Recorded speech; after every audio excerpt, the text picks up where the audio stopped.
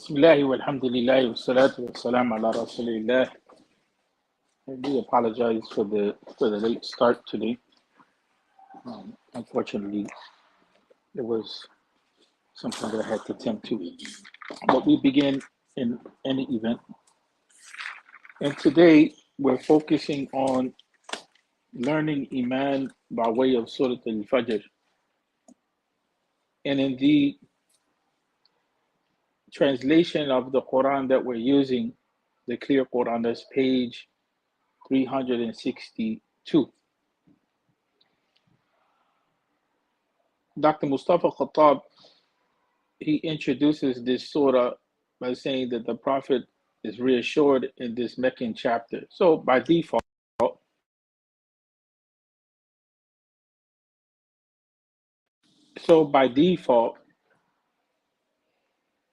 he's saying that this surah was revealed, the time of revelations for it was the Meccan period.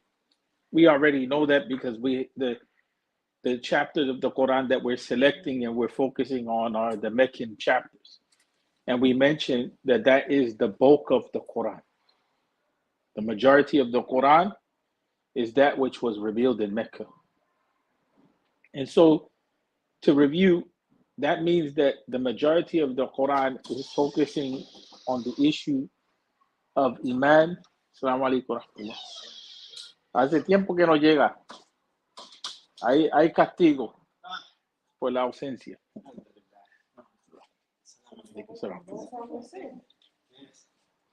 That's what I was just joking with him on that issue. Told him that there's a punishment for his absence. Alhamdulillah, we're glad that you can make it. So we started because you haven't been here. I don't know if you've been keeping up with the recordings online. Okay, so you know that we started the learning Iman by way of the Meccan Quran. That has been the last few sessions. No, so what we're focusing on now is learning our belief by way of the Meccan Quran. So we're focusing on the Quran that was revealed in, right. We're focusing on the Meccan revelation, right? Yeah. So we're in the fifth session with regard to our studies, and we're focusing today on Surah al Fajr. Surah al Fajr. And so here, Dr. Mustafa Khattab, he introduces this surah by saying that it's a reassurance for the Prophet sallallahu alaihi wasallam. So the Quran, I need the glasses to read, so that's why I take them off because yeah. So here, the first thing is that when we look at the Meccan Quran, for Muhammad came, we were talking about that issue. There's some characteristics, and this is a point of review, that the Meccan revelation has. And then there's some characteristics which the Quran itself has in general. So, firstly, here, this revelation, one of the characteristics of it is that it's sent to the Prophet as a reassurance. It's sent to the Prophet as a reassurance, alayhi salatu wasalam, right? Okay, that makes sense, but how can we make more sense of it? If we look at the time period that it was revealed in, we said that it was the Meccan time period. But the Meccan time period, in order for us to approach the study of the Quran more systematically, we have to realize that we can divide the Meccan time period in two parts. There's that early phase, then that mid phase, and that late phase. So the revelation of Surah al Fajr begins during the initial stages where the Muslims were becoming the targets of persecution. So when we say that it was revealed for reassurance, right? And then we understand kind of what was going on during the Meccan period, that the persecution began to start. When we combine those two things together, what do we get out of that? those two ideas. How do we make sense of the Quran now in this sense, or this surah? With the persecution. Okay, so it's in the Meccan period. It's Dr. Mustafa Khattab. He starts off the introduction to the surah by saying it's a reassurance for the Prophet alayhi salatu wasalam. Okay, now we're just still left out there. We're like, okay, I understand. But then when we get the other piece of information to say, well, it was revealed right at the beginning when the new Muslims, because that's what they were, new Muslims, the converts, when they were being persecuted. So they were being reassured of like the, of, I would say that Allah, kind of like has it back.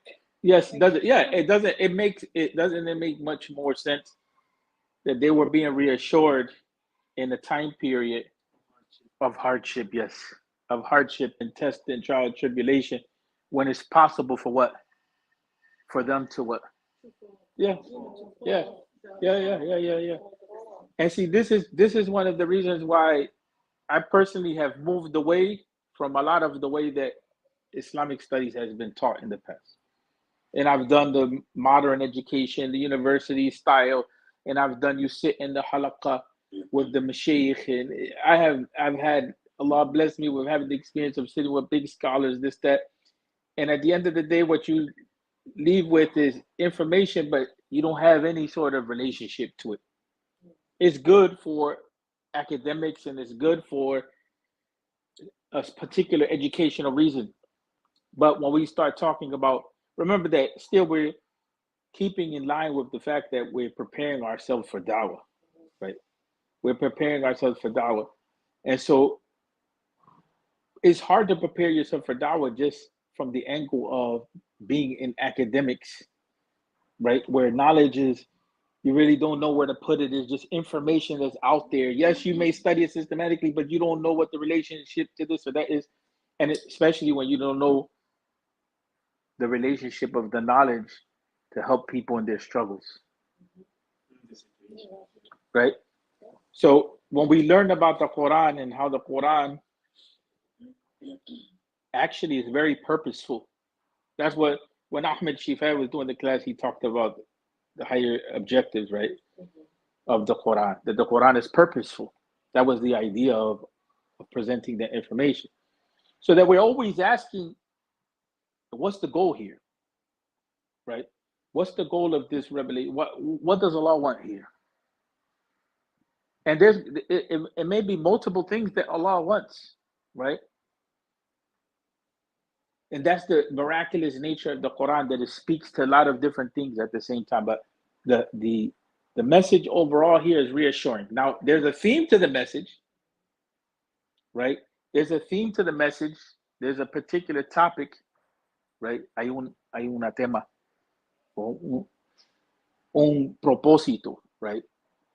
Y una tema que se está tocando aquí. So that's important to understand. So it's reassuring. It's coming in. The surah is reassuring. It's in the Meccan period. Not only is in the Meccan period, more specifically, Surah al Fajr is being revealed at the time period where the persecution starts, right? Now, it comes towards the end of the Mus'haf. In the Mus'haf, remember we mentioned that the Quran, the way that it's revealed is not the way that it was preserved in writing. See?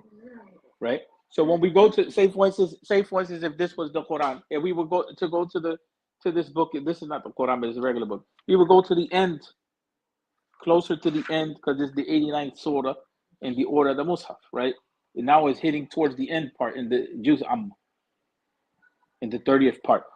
But the Quran begins with Fatiha and Surah Al-Baqarah at the beginning, but when we talk about revelation, this is one of the first surahs to be revealed. But in the Mus'haf, it's not what we encounter first. You know what I'm saying? We have to go all the way to the end of the Quran to encounter it. That has its own purpose. So when we don't want to get into all of those technicalities to the point of confusion, but we just want to mention it so that thinking is there. So in the Mus'haf, this surah is revealed between Surah Al-Ghashiyah and Surah Al-Balad, right? So it comes in between. And not this last class, but before that, when we talked about Surah al Ala, we had mentioned Fajr, right? We had. I'm sorry. When we talked about Surah al Layl, when we talked about Surah al Layl, we had mentioned Fajr, how it comes in a whole series, right? And then before that, we did Al Ala, Surah al Ala. So to be clear, right? So this is a surah which is reassuring it's being revealed where? What period? Meccan period, more specifically when? With the persecution. When the persecution came. And the reassurance. So so that's why it's reassuring. But in the Mus'haf, what? It's not the first to be revealed, it's coming towards the end. Right. And it's one of those surahs which the title or the heading of it is referring to time and light, because Fajr is a particular time period, right? And Fajr, like there's a concept, Fajr al-Islam. Fajr al-Islam, it's a very hopeful idea. It's like the dawning of Islam, right? And if you ever see the horizon, the Quran plays with imagery a lot. But because we don't focus on that part of the aspect of the Quran, we miss out on that. It's not even English Arabic, it's the way that we teach. That's the problem, right?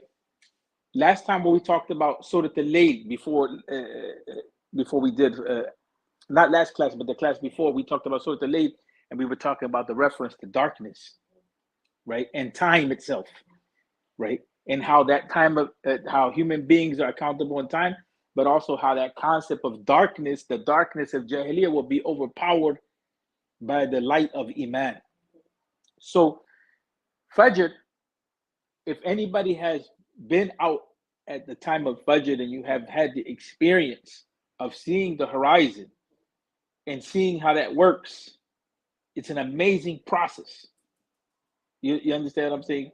It's amazing because what happens is that everything is dark, especially, here it doesn't work so much because we're in the capital of light pollution. You see what I'm saying? North Jersey, yeah. When you're somewhere, yes, where you can see the horizon, it could be anywhere. Even in South Jersey, you have a better look because South Jersey you can see the stars and so on and so forth.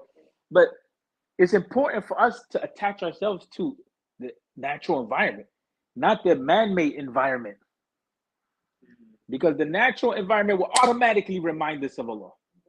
The man-made environment may make us forget about Allah, make us drown in our problems, from everything to you go to the front door, you hit your mailbox and there's that bill, right? To you turn on the TV and the news is bad, or you get on your phone and someone's sending you a bad text.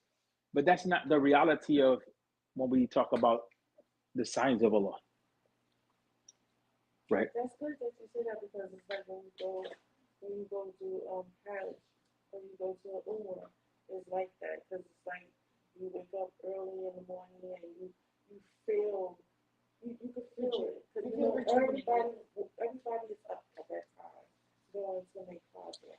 This is not to put. I'm going to put a pause on the point of Fajr, but to hit to your point, this is the importance of retreats. Because most of us are not praying in the masjid 5 times a day, and that's not necessarily a bad thing. It's part of the lifestyle. You understand what I'm saying? It would be nice. I'm sorry. Most of us are not praying 5 times a day in the masjid. Sorry, together as a community. Speaking to your point, and so in the retreat context, you get to bring people together, and people break from everyday life and they rejuvenate.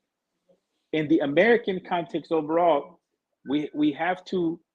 That's not a reality for us that we're praying together 5 times a day. For some it is, for many it's not. But we also can't create that as a problem because Islam allows flexibility. Right? We have a principle: إذا ضاق الأمر اتسع. If the affair becomes constricted and restrictive, then Islam allows for the matter to be facilitated and made easy. And what is demanded in that situation is for multiple courses of action. That's my interpretation of the principle. So Islam allows for you to pray by yourself. You know what I'm saying? The majority opinion is not that Salat al-Jama'ah is an obligation. Salat al-Jama'ah is an obligation on the community. Someone has to establish it, but not on the individual, except in a minority opinion. But what's obligatory is for us to pray as individuals. And even for women, it's not an obligation, right? But sorry, but it feels good, when you pray like this.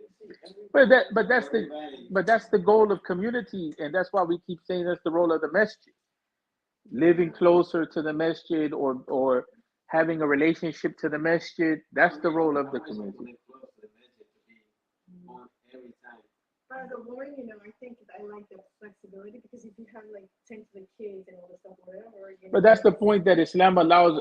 Islam considers all of those realities. So we want to come back to the point that we want to hit to your point and then come back to what we were on, so there's no confusion. Retreats are important for that rejuvenation, but we also don't want to get into the mode of that we become so distant from our lifestyle that we become opposed to everything. There's only certain things that we have to change. We have to learn how to deal with our lives, and what needs to be changed, but it just can't be that everything now we become antagonistic there. That happens because some people become overly religious or overly caught up in one way of practicing, and then whatever doesn't fit that mode, they become dysfunctional. This in Dawah is important because we don't want people to be dysfunctional. We want people to know how to change their circumstances, and when they need to adapt, they adapt. When they need to change, they change. We want them to be people that are productive, right, and constructive, and people that are transformative. Those are important words, right? If you have to transform your situation, you transform it, right? If you have to adapt, you adapt. You see what I'm saying?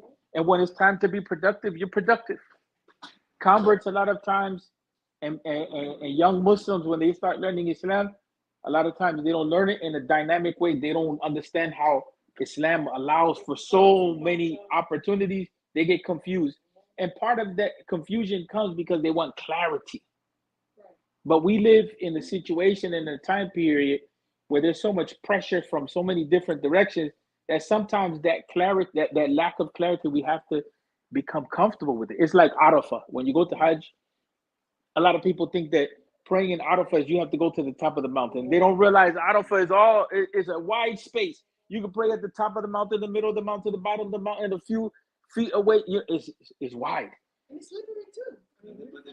But the perception, he wants to be at the top, to experience that. It limit. A lot of us limit what the practice of Islam is to it only being one thing. And we have to be sure that we have enough knowledge to say that it's only one thing. Now let's go back to Surah al Fajr. So got the point about the renewal, the retreat idea is there for, we have to do it periodically to renew ourselves. And the more you involve yourself in training yourself for Dawah leadership and dealing with people and so on and so forth, you have to think about that concept.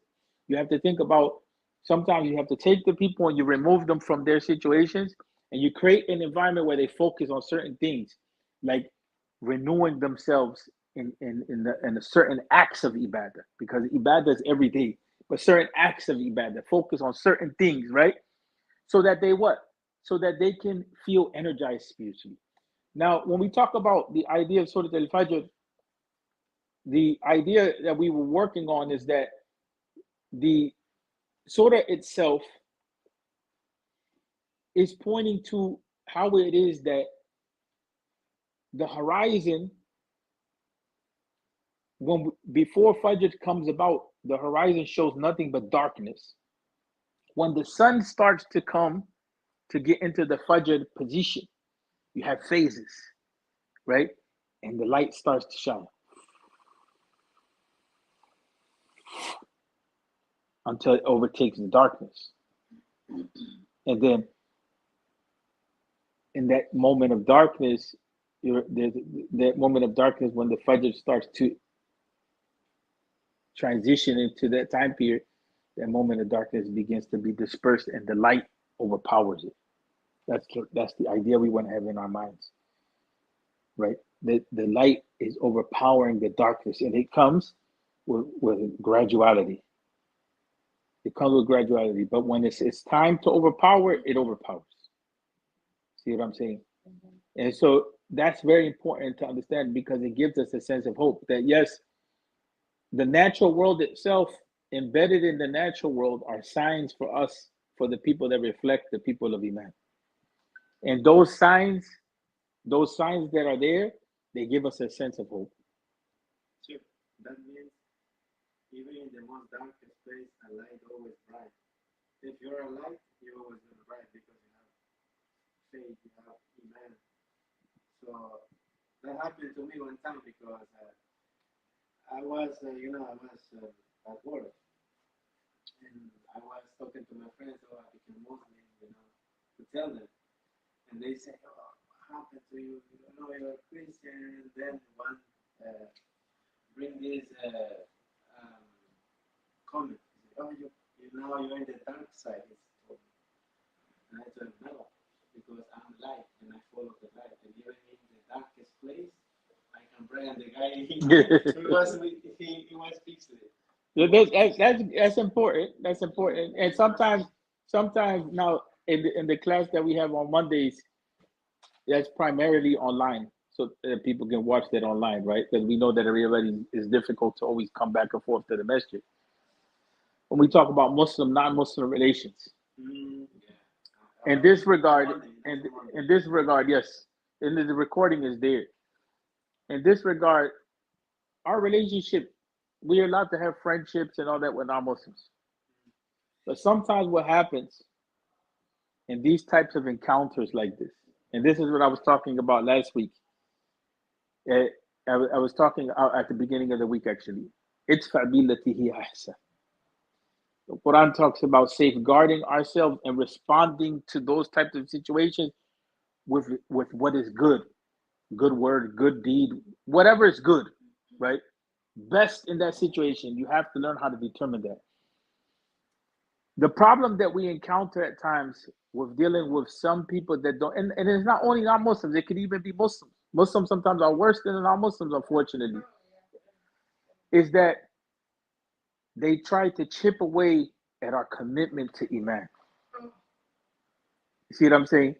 And so in the moment of hope, you you have that hope in Iman, they bring you something to try to doubt.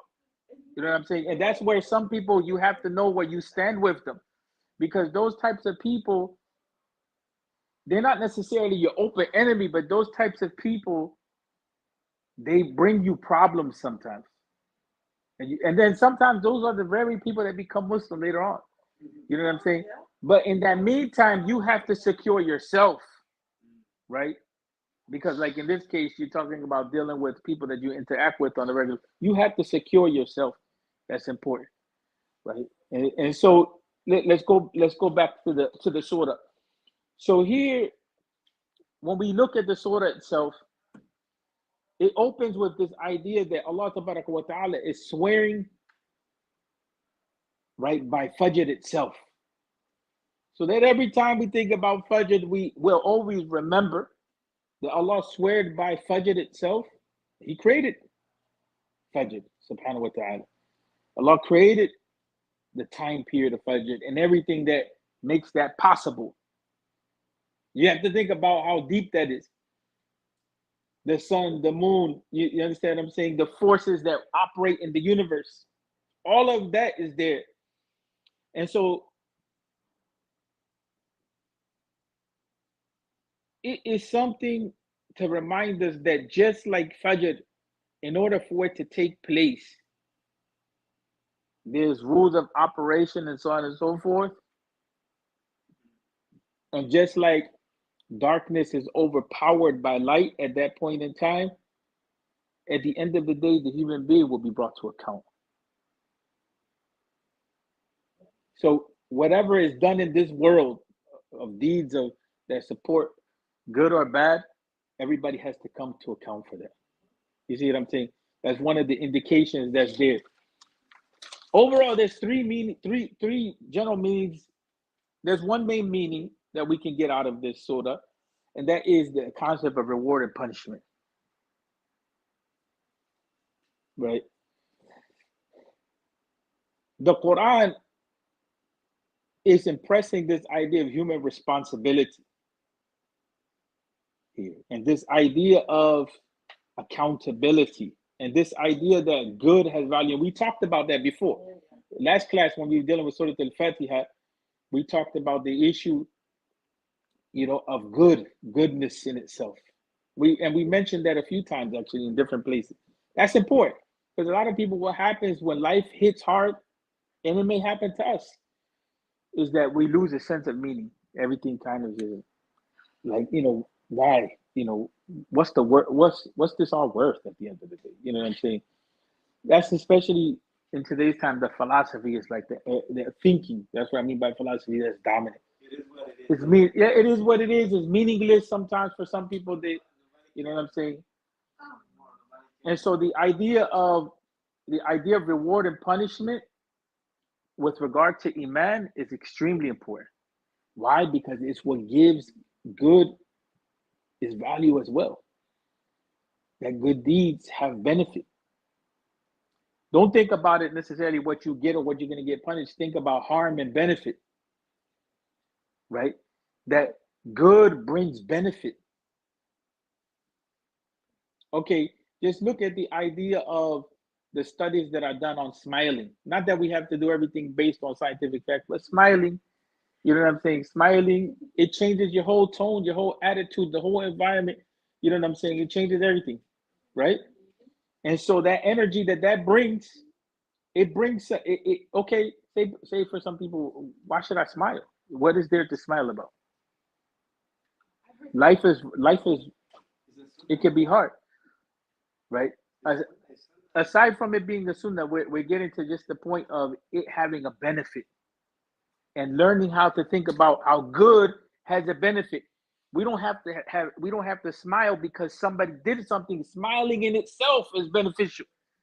Whether the people, you know what I'm saying, deserve your smile or not, smiling in itself is beneficial. Goodness is like that. Some people, it's easy to be kind to them. It's easy to do good to them because they're nice people. You see what I'm saying? But doing goodness in itself has its own value, independent of how other people deal with us. We have to remember that. Why? Because doing good firstly benefits who, and its absence harms who. If we do good, who does it benefit firstly? Us. If we don't do good, who does it harm firstly? Us. Yes, it's going to affect other people, right? So that's one of the things that the surah is emphasizing, this idea of accountability, right?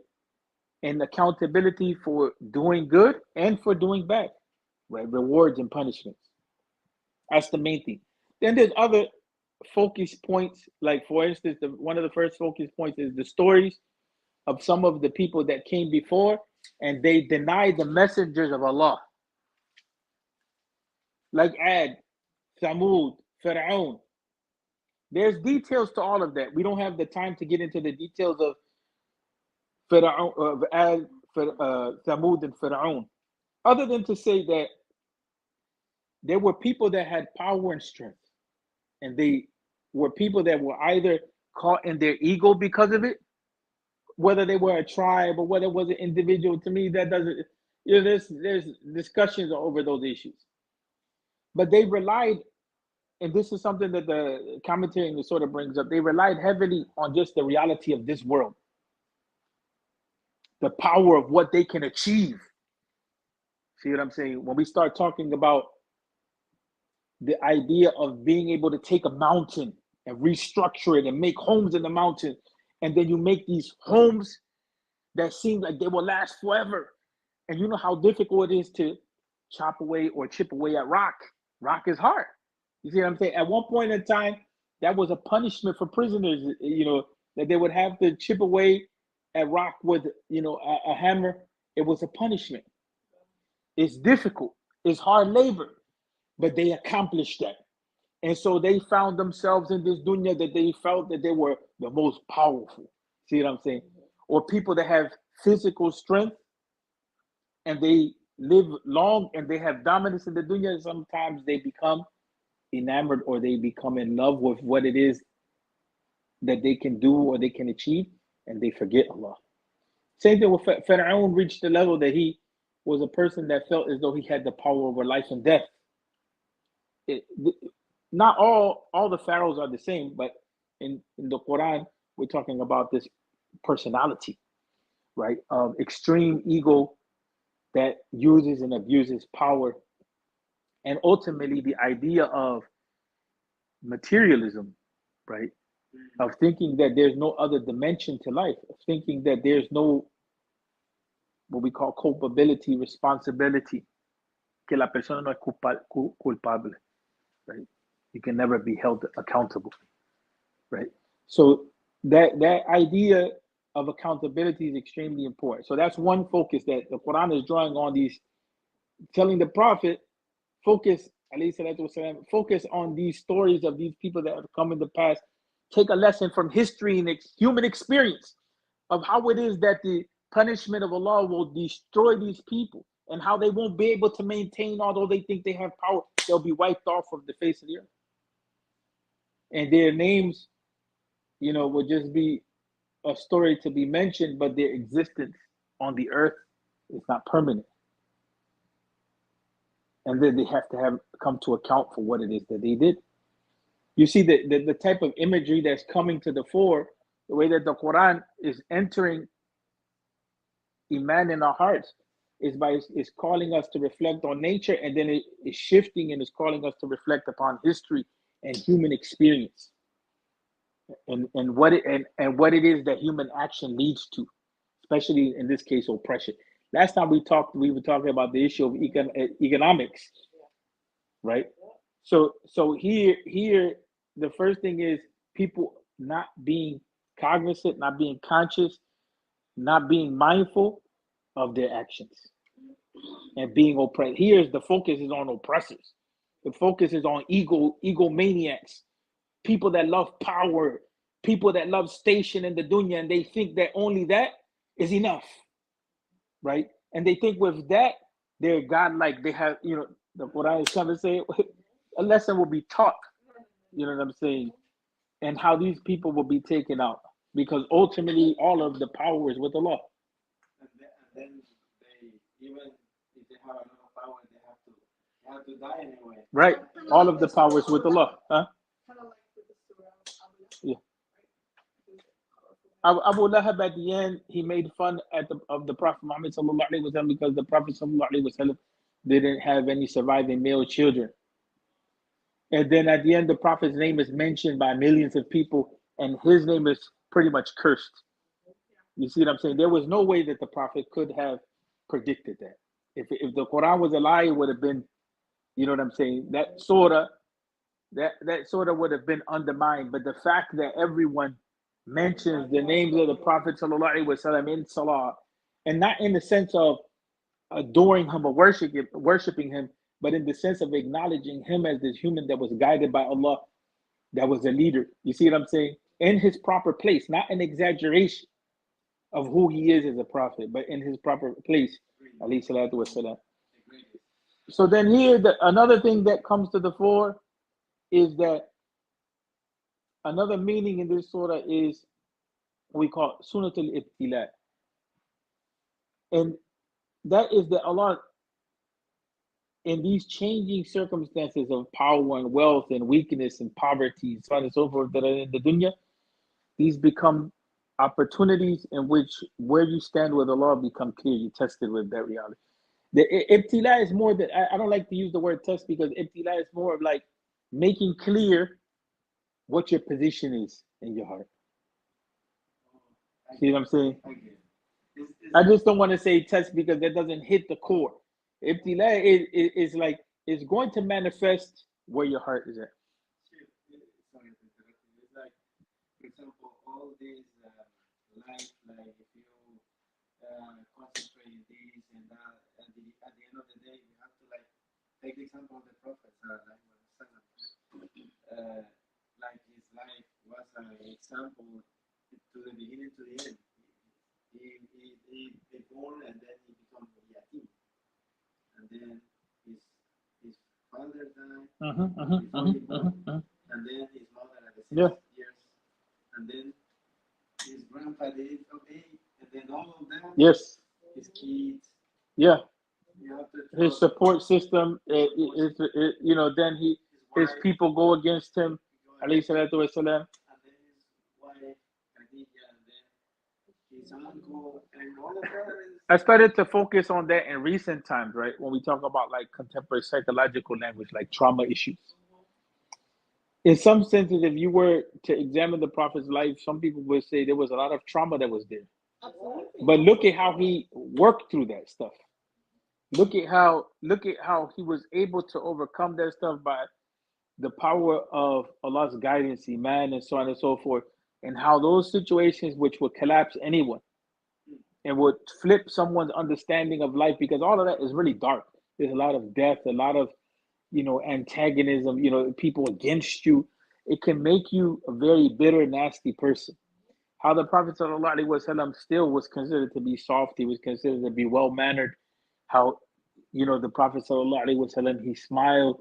Those are deep lessons for us. And so here, when we talk about Sunnat al-Ibtilal al-Ibad, that Allah Tabaraka wa Ta'ala, in these conditions are there good and bad, or bitter and sweet, in many cases to bring out sincerity in us. I don't like to say that Allah tests us. I don't think that's adab with Allah, because Allah is not out to get us. See what I'm saying? Sometimes a lot of Muslims use that concept, they say, well, Allah is testing us. I don't like using that term, because when someone is in a really bad place or a weak place, and they have a lot of things going on like that, and now it's dangerous when you teach in that way, because then you're making Allah the source of what they may consider evil and their pain in their life. So they're associating that with Allah, and they're not associating help and mercy. And we said that this surah is for reassurance. Yeah. Right? Reassurance when in the reality of life, as it changes, as it's bitter and sweet, that there's hope for continuing believing in goodness, hope in depending on, and there's reward in depending on Allah Tabaraka wa Ta'ala. There's goodness in believing in the unseen and the hereafter, that there's justice and so on and so forth. Maintain that even though you can't see it. As long as you maintain that and you hold on to that and those principles, see what I'm saying? Then that's what gives meaning to life. Or else it becomes like there's no meaning. It becomes like the dunya is just, whoever has the strength and the power eats up the weakest, and that's it. And whoever can get over on the other person, that's it. You see what I'm saying? There's no concept of reward and punishment. There's no concept of goodness. And there's no concept of help from Allah wa Ta'ala. So that's important to understand. And then the last major theme that we find in the surah is the idea of the hereafter and the different states, and the punishment that comes, and the separation of people on the day of judgment. To those that will be the people of joy, and those will be the people of sorrow. But there is one that is on the front. There is left, right, and one in the front. There is one surah, I think. Let's hold on with that idea. So, firstly, the Quran here in Surah al Fajr is swearing by the light of dawn, by the 10 nights, even in the odd, and by the departure of the night. Those are basically four things that is swearing on to start off. So that's coming back to the issue of time and the issue of nature. Then Surah al Fajr here, the Quran it refers to history, and it's talking to us about Ad and Thamud and Fir'aun, and how they were the sources of corruption on the earth. And it's giving us this idea that when you look to the universe, you see order. Even though amongst human beings you may see this lawlessness, It's not lawless because human action is rewarded and punished. You get what I'm saying? It may look like it's lawless, like nothing, like it's just wow, life is just it is what it is. Sometimes even when you hear a lot of the news, you're just like, man, it's mind blowing of what happens. Right. The three cops that did um to Brianna Taylor, her family, and Ahmaud Arbery, his family, Hmm. and George Floyd, his family. So these people have justice now. It's like as when we was thinking that nothing was gonna happen, it just came. It's like a domino effect. It just came all down the board, and now guess what? Donald Trump is being investigated. It's like, oh, okay, now something was really happening. Like now we can actually breathe and say, justice is really, they're really doing their job. They're not letting this guy, Yeah, that is a that's a reality of part of it is politics system, right. right? But But at the outside looking everyday, in, but at the every yes, at least it could be used as a sign. mm-hmm. But even on the individual level and the lower profile, you know what I'm saying, type stuff, there's this sense of it all looks at one point lawless, and sometimes it looks like whoa, like no, it's not like that. But definitely from the angle of the unseen part of Iman is to believe that no, it's not like that. That there's a book of deeds, there's scales on which those deeds are weighed. People have to come to account. So that belief is heavily being impressed. So we get the idea of nature, how the natural world is orderly, and everything has its place and time in nature. And then we get this idea that don't think that the human realm is independent of the power and the guidance of Allah. Don't think that human beings are absolutely free to the point where there's no account.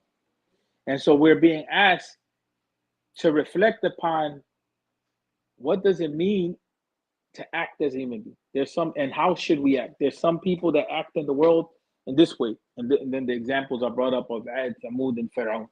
We mentioned they're basically power abuse, and what was their fate. So don't think that just because they may seem to be for a long time in those stations of power, that's what you were referring to, that type of situation. You know what I'm saying? That it's just going to continue on forever and there's no accountability. So that's just one example, right, of reflecting on human action.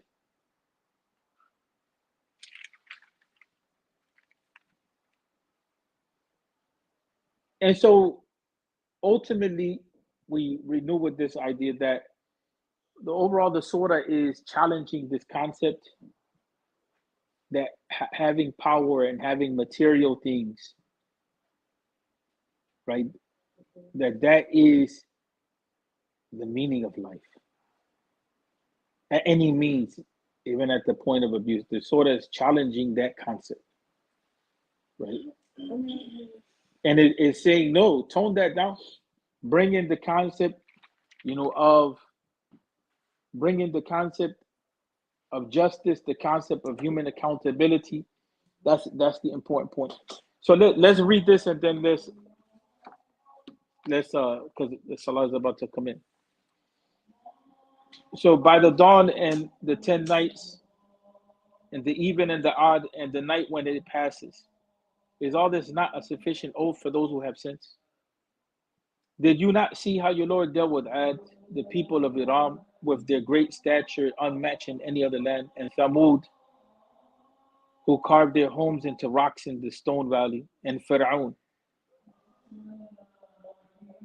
They all transgressed throughout the land, spreading much corruption. So your Rabb, right, unleashed on them a scourge of punishment. For your Rabb is truly vigilant, meaning that they will be brought to account, right? They don't operate without being brought to account. Now, whenever a human being is tested by their Rabb through his generosity and blessings, they boast the generosity of Allah, right? My Lord has honored me because of what I have. They feel honored. They feel like they have station, right? They feel like Allah is with them. You know what I'm saying? But when he tests them by limiting their provision, they protest. My Rabb has undeservedly humiliated me. Like, so here basically is saying whether you have wealth or don't, what is your attitude to Allah? You know what I'm saying? That's not necessarily the case that you're honored just because you have wealth. That's a testing point, and poverty is a testing point on your character, right?